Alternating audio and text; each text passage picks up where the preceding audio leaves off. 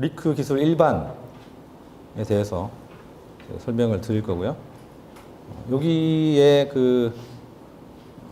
많이 아시는 부분들도 있고, 왜 이연식 장비인데 이쪽에서 테스트한 결과치하고 이쪽에 테스트한 결과치 왜 틀리냐, 이런 것들, 온도 문제 이런 것들 조금 더 심도 있게 제가 준비를 했는데 한번 진행을 하도록 하겠습니다. 가끔 들어보시는 리크는 모든 것에는 리크가 있다. 이런 말씀 분명히 들어보셨을 수도 있어요. 그래서 리크는 더 작거나 더 크거나의 문제일 뿐 모든 것에는 리크가 존재합니다. 그래서 리크 테스트하는 목적이 노리크를 찾는 거야. 요거는 조금 이제 저희 세미나를 들으시면은 그 개념에서는 좀 벗어나셔야 되는 거고요. 결국은 내가 리크 테스트라고 하는 거는 나는 어느 정도의 리크 발생을 원치 않느냐. 이런 쪽으로 이제 생각을 하셔야 되는 거죠. 노리크를 찾을 수 있는 방법이 뭘까? 난 절대 세면 안 돼. 이런 것도 굉장히 애매한 부분이 될 수 있습니다. 그러니까 모든 것에는 리크가 있다는 얘기는 우리가 새는 매체를 방사능이라고 보면은 철도 투과하는 거죠, 방사능이. 그럼 그것도 리크가 된다는 얘기. 그런 의미에서 모든 것에는 리크가 있다. 이렇게 말씀을 드리고요. 그래서 리크란 무엇인가? 흐름으로 귀결되는 어떤 물질의 방출. 결국 저희가 사전에 찾아보면은 이렇게 적혀 있습니다. 담거나 차단하는 목적의 벽이나 함체 등에서 작은 구멍이나 균열을 통하여 나가는 것. 어렵죠, 말이에요. 어려운데 새는 거죠, 이렇게. 뚝뚝뚝 물이 떨어지는 거죠. 여기서 리크라고 하는 거하고 리크량하고 조금 구분을 해야 되는데, 리크는 이건 사전적인 의미입니다, 그냥 아실 거고, 리크량은 특정 시간 동안의 특정 흐름에 대한 침투나 해방되는 물질의 질량이죠. 그래서 다 아시겠지만 내가 물이 떨어지고 있는데 비커를 가지고 1분 동안 받아봤어요. 그러면 1분 동안 물의 흐름을 받아보니까 1g이 됐다. 아니면 1cc가 됐다. 그러면은 분당 1cc의 리크가 생겼네. 이렇게 이제 얘기를 하는 겁니다. 그런 개념을 찾기 위해서 제가 말씀을 드렸고요. 당연히 왜 리크 테스트를 하는가? 아까 아주 1차원적으로 노리크를 찾기 위해서 이러면은 굉장히 좀 어떤 함정에 빠지기가 쉽습니다. 그래서 결과적으로는 이게 굉장히 중요한 거죠.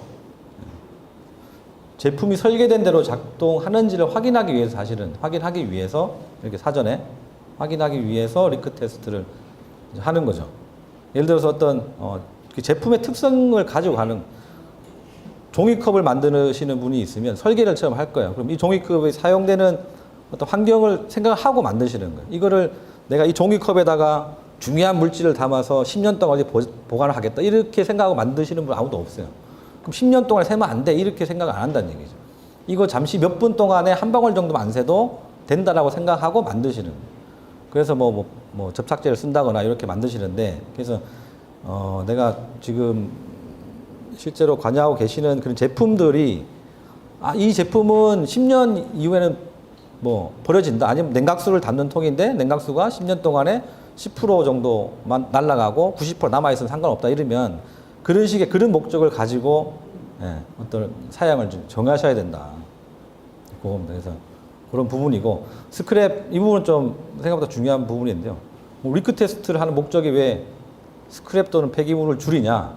당연한 겁니다. 어떤 조립 라인이 쭉 있는데 마지막 조립 라인에서만 리크 테스트를 해서 리크가 발견되면 이걸 다 버리거나, 그죠? 다시 분해해서 공정이 많이 드는 거죠. 그래서 중간중간 단계에 리크 테스트를 하시면 결과적으로 스크랩을 줄일 수 있다는 얘기입니다. 폐기되는 걸 줄일 수가 있는 거죠. 마찬가지로 그 납품 받으시는 쪽에서 리크를 하고 와야지, 조립하다가 발견되면은 빠지면 다 어쨌든 시간과 돈, 어떤 그 폐기물이 이제 쌓이게 되는. 그래서 사전에 리크 테스트를 정확하게 사전에 하는 것이 이런 스크랩을, 폐기물을 줄일 수 있는, 생산량을 늘릴 수 있는 방법 중에 한 개입니다. 신뢰성, 왜 법적 채무라고 하느냐? 예를 들면은 미국에서 그 에미션 규제를 했죠. 그러면은 퓨미죠.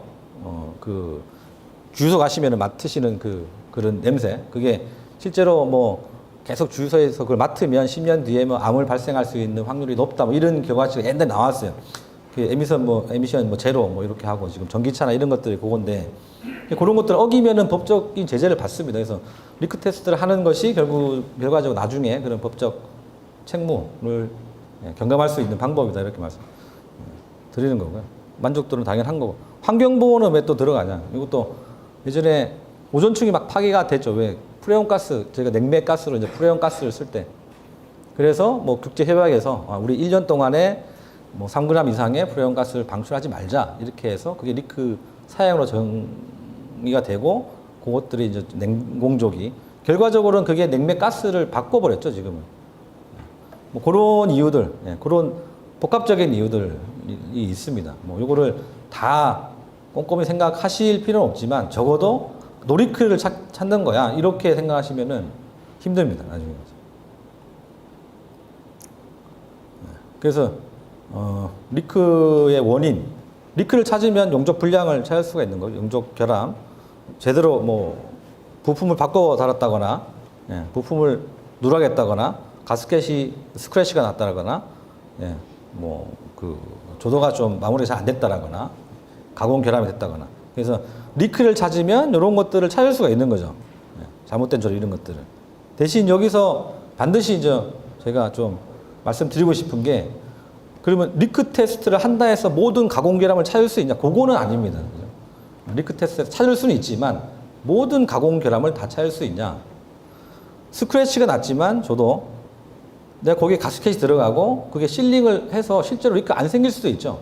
스크래치 났지만 리크가 안 생기면은 리크 테스트에서 검출이 안 됩니다. 그래서 찾을 수 있지만 실제적으로 목적이 어떤 내가 그런 뭐 조도에 대한 관리하겠다라고 하시면 리크 테스트로 100% 이게 해결되는 그런 것들은 아닙니다. 조금 그 리크 테스트의 그 이론적인 부분들로 들어가서, 요거는 이제 많이 들어보시지 못하실 수 있어요. 리크의 경로라고 하는 거. 그래서 크게 그냥 요거는 참조적으로 두 가지가 있어요. 이런 구멍이 길이보다 10배 이상 크면 이런 것들을 어떤 저희가 얇은 벽, 유랑 경로, 이렇게 제가 해석을 했는데, 뭐 thin wall, 뭐 flow fast 이렇게 돼 있더라고요. 그래서 이걸 이렇게 이제 설명했습니다. 그래서 이게 우리가 피놀 같은 거, 특히 뭐 오리피스 형태의 어떤 리크, 이런 것들은 이런 식으로 보시면 되고, 대신 대부분의 어떤 크랙이라든지 이런 것들은 이런 경로를 실제 가지고 있어요. 눈으로는 구멍을 보지만 사실은 이런 아주 복잡한 그런 경로를 가지고 있다. 그래서 여기에서 리크 양을 조절하는 건 제일 작은, 여기서 제일 작은 목 스레드가 되겠죠. 이쪽 부분. 그래서 요 자체만 또 보시면은 뭐 이런 형태가 됩니다. 그래서 이거는 가끔 뭐 채널 리크라고 하는 부분들, 그러니까 내가 예전에 그 제가 알기로 뭐 크라이슬러인가 그 일로탱크에 대한 리크 사양을 이제 결정을 할 때 3mm 두께의 벽면에 뭐 100마이크론 홀 이렇게 이제 한 경우가 있어요. 그렇게 됐을 때는 그런 것들을 채널 리크라 그럽니다. 저희가 지금 어떤 리크 마스터라든지 리크 표준, 리크를 이렇게 검증하는 것들은 다 이런 형태로 되어 있어요. 오리피스 형태인데, 물론 이렇게 막 된 건 아니지만 채널 리크는 실제로 있던 어떤 경로를 가지고 있는, 그러니까 길이, 어떤 길이당 홀, 요렇게 어떤 기준이 나오기도 하고, 그때 리크 경로라는 얘기를 쓰기도 하기 때문에 저희가 이제 거의 요즘 뭐 들어보시는 경우는 없겠지만 제가 조금 설명을 했습니다. 시간을 두고. 그래서 이것도 연관 리크량. 리크량은 왜 연관이 붙냐?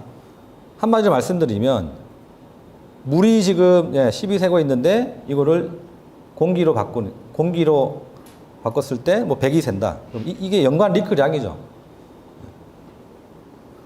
똑같은 구멍에 똑같은 패스를 가지고 있는 홀에 물이 흘렀을 때 하고 공기가 흘렀을 때 나오는 양은 틀립니다. 틀린데 이걸 계산할 수가 있는 거죠. 그럼 왜 이걸 해야 되느냐? 리크 사양을 정할 때 내가 실제로 어떤 뭐 물이 아니 오일이 당기는 거예요. 연료라든지.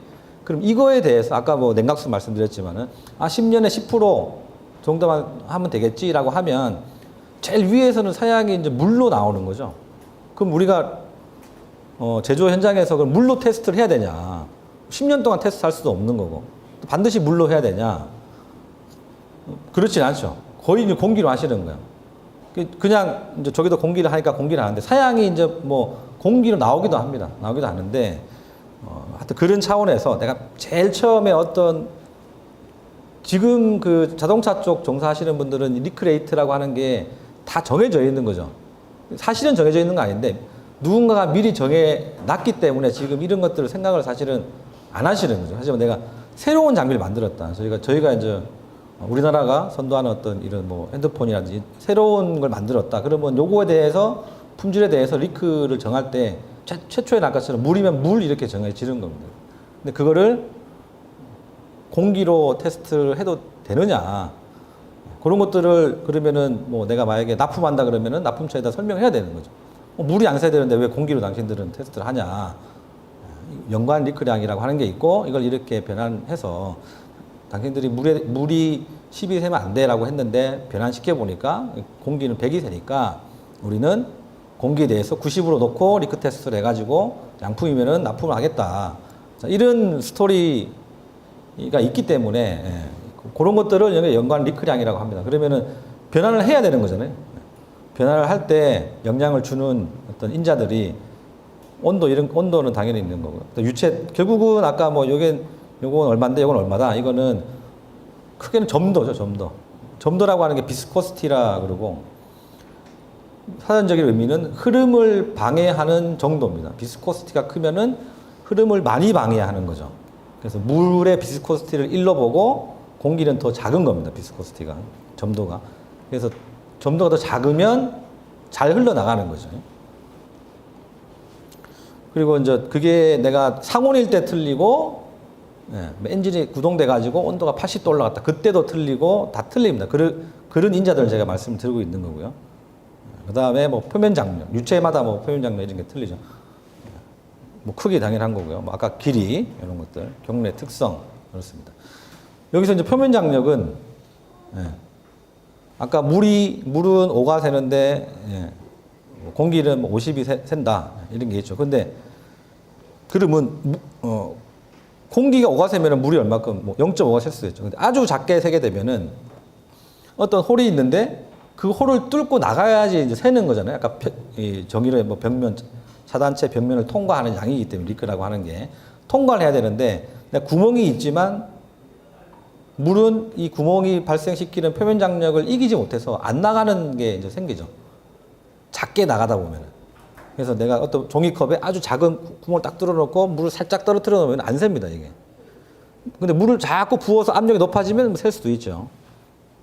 그래서, 공기를 아주 작게, 에어리크가 아주 작아졌을 때 어느 순간에는 물이 안 새는 그런 공기의 리크량이 존재할 수 있습니다. 특정 경우에서. 그래서, 물론 앞에 제가 이제 리크 테스트가 그 노리크를 찾는 거 아니다라고 했지만, 물에 대한 노리크를 공기로 찾는 거예요. 그래서 리크레이트라고 하는 게 나오는데, 분량 기준이 분당 5cc인데요. 분당 5cc, 1분에 5cc니까 100분이면은 뭐, 엄청나게 사실은 많이 나오는데 이렇게 이제 하시는데, 실제로 이제 아까 이런 스토리가 있는 거죠. 그래서 요거는, 아까 제가 말씀드린 대로, 저희가 기술을 따라가는 우리나라가 그런 입장이 많다 보니까 이미 미국이나 딴 쪽에서 그런 걸 해서 나오고 있는 거예요. 그러면 미국에서 연료 필터에 대해 가지고 리크레이트가 5cc면은 나는 5보다 작으면 되는 거죠. 굳이 거기까지 이제 생각을 안 하시는, 절대 무시하거나 그런 건 아니고 제가 느끼기에는. 그런데 제가 이제 자꾸 이렇게 얘기하다 보니까 그런 알려고 하는 그런 노력도 많이 하시고 오늘 이렇게 오신 거 보면은, 그래서 충분히 저희가 이제 그래서 이런 세미나도 하고요. 그래서 그런 부분들도 한번 생각을 해보시는 게 좋을 것 같습니다. 네, 아까 제가 말씀드린 부분들이죠. 이런 것들을 실제로는 거의 공기로 다 테스트를 합니다. 뒤에서 미는 압력뿐만이 아니고 얘가 튀어나가는 데가 진공이냐 아니면 대기 중이냐 아니면 물속에서냐, 이것도 리크량을 다 방해하죠. 그래서 이제 아까처럼 어떤 물을 공기에 대한 연관 리크량을 구해야 되는데 거기에 이제 안 좋은 뭐 배드 뉴스라고 했는데 예. 한마디로 정확하게 계산하기에는 거의 불가능하다. 요거는 내가 수식이 있다 해서 이거 하면 정확하게 수식을 해보니까 물이 뭐 오면은 얘는 50 했는데 실제로 해보면 안 그렇다는 아까 그래서 이런 인자들이 있다라고 제가 설명을 드리는 거고요. 자연 환경이라든지 이런 것들을 완벽하게 제어할 수 없기 때문에 또 실제로 어떤 흐름은 이런 난기류 속으로 막 하는 거죠. 그래서 오리피스라고 하는 것들은 흐름이 잘 발생시키기 위해서 만드는 거고요. 아까 리크 패스 하실 때 그 오리피스 형태의 구멍은 흐름이 잘 발생을 잘 하는데 막 이렇게 구불구불한 경로는 흐름이 막 뒤섞이겠죠. 그런 것들 자체도 실제로 계산치하고 내가 나오는 양이 틀려지게 하는 환경에 매우 의존한다는 건데 좋은 거는 일단은 공기는 뭐 아까 점도 낮기 때문에 더 많이 흐른다는 거죠. 결국은 여기서는 그래서 공기로 하시는 게 가장 좋다는 얘기입니다. 물보다 경험적으로 공기는 물보다 85배 정도 더 많이 흐릅니다. 그래서 물이 1 흐르면은 공기가 85 정도 흐른다. 이렇게 보시면 됩니다. 점도만 보시면 조금 틀립니다. 그래서 이거를 실험실에서 이렇게 구해 보실 수가 있어요. 액체죠. 물이 얼마 새는데 기체가 얼마 셀 거냐라고 하시면 여기 실험실적으로 압력 넣으시면 되고 그 다음에 델타 P 압력 넣으시면 되고 점도는 그냥 물성표니까 구하시면 되고 그 다음에 가스에 대해서의 입구단과 출구단의 압력을 측정하시면 되죠. 델타 P를 압력 강화도를 하실 수가 있고 또 물에 대해서 압력 강화도를 측정하실 수가 있는 거죠.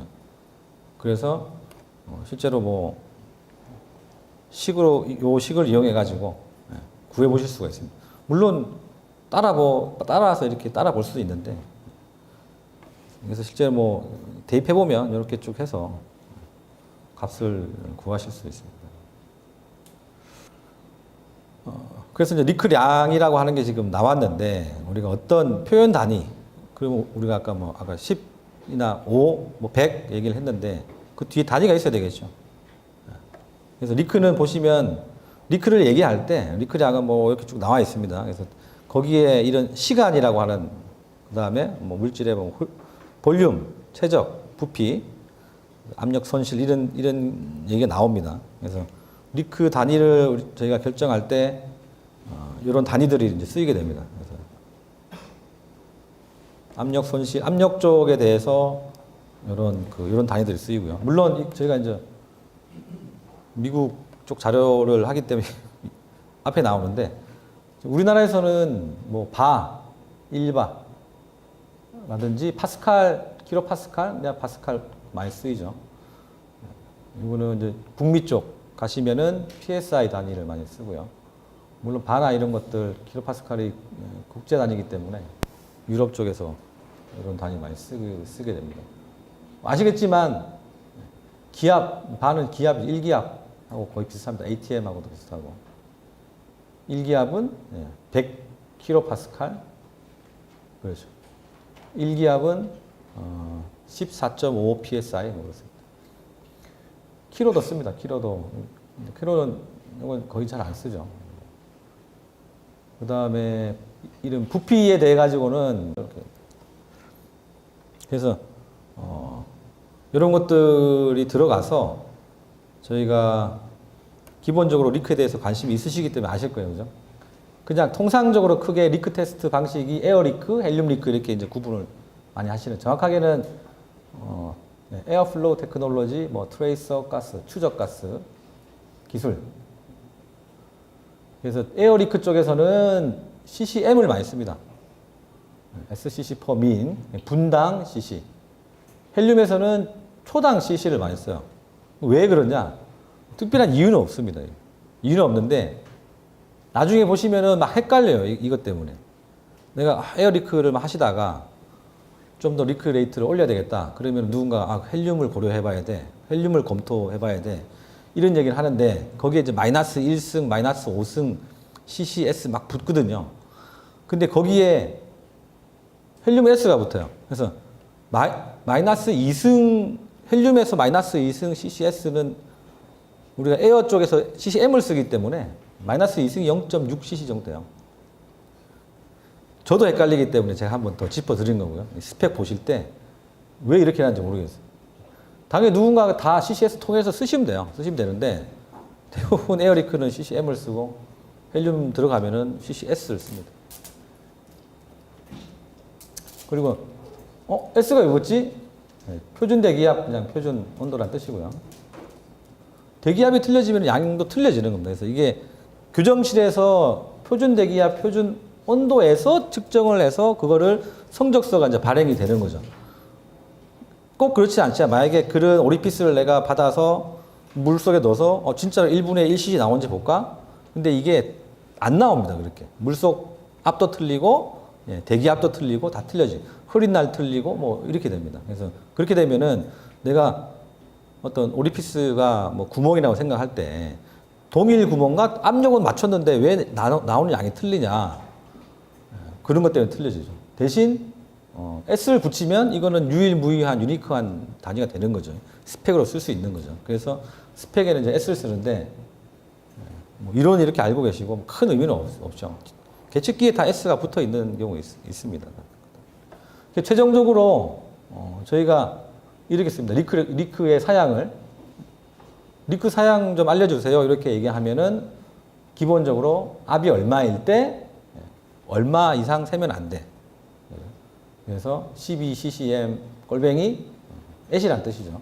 그래서 25 psi의 압력에서 12cc. 요게 아주 간단하죠. 요게 리크 사양입니다. 그리고 실제 도면에 보시면 요렇게는 많이 이제 우리나라 도면은 요렇게는 안 돼 있는데 공기를 사용해서 압이 얼마일 때 얼마 cc 이상 세면 안 될 것, 안 됨. 뭐 이렇게 이제 명기돼서 나오는 경우도 있습니다.